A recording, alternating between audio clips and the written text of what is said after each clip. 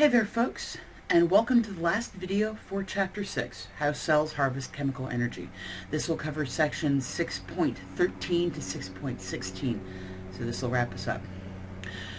To recap, before we go along, cellular respiration is how our bodies charge up important cellular molecular batteries like ATP, NADH, and FADH, so that they can keep running all the necessary processes for life. These molecules carry energy around our cells, around our bodies, and contribute that energy wherever it is necessary. But not all animals or all other living things necessarily function the same way that we do. We breathe oxygen, but there are anaerobic bacteria that must function without it. For them, oxygen is actually poisonous, but they still got to get ATP, and they do so through fermentation. There are two major types of fermentation. They're named after their major byproducts: lactic acid fermentation and alcohol fermentation.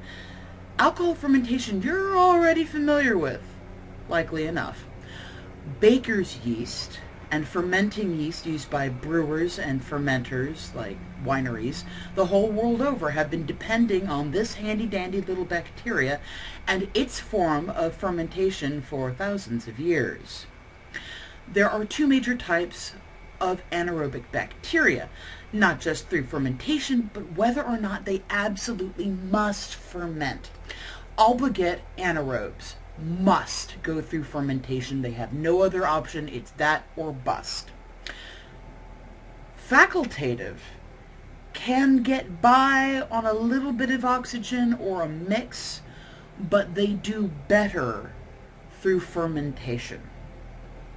Either way, however, whether your cellular respiration is aerobic, using oxygen, or anaerobic, meaning without oxygen, the first stages of cellular respiration remain the same. It's still glycolysis, which leads cell biologists and evolutionary biologists to believe that glycolysis is very, very old evolutionarily. They even think that early prokaryotes, that simpler form of cell, probably went through a form of glycolysis as well.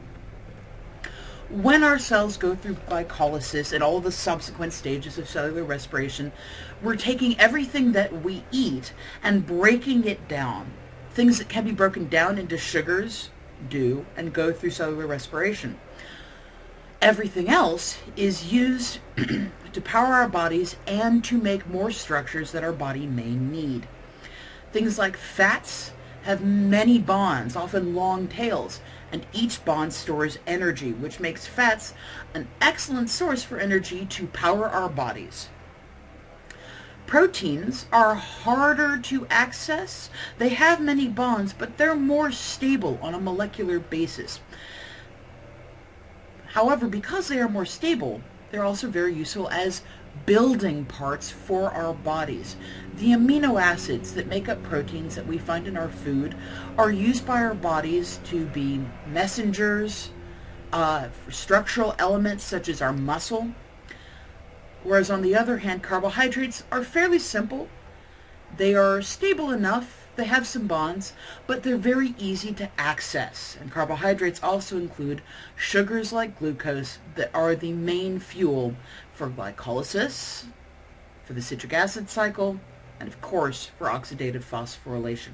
The whole point is to break down some ATP, to break down these molecules that we receive through our food in order to charge up much more ATP, as well as to build new cells, new tissues, or to heal an organism. Alright folks, this is going to wrap it up for Chapter 6. I know this has been a technical one. Good job for making it through, and I'll see you the next time. Bye folks.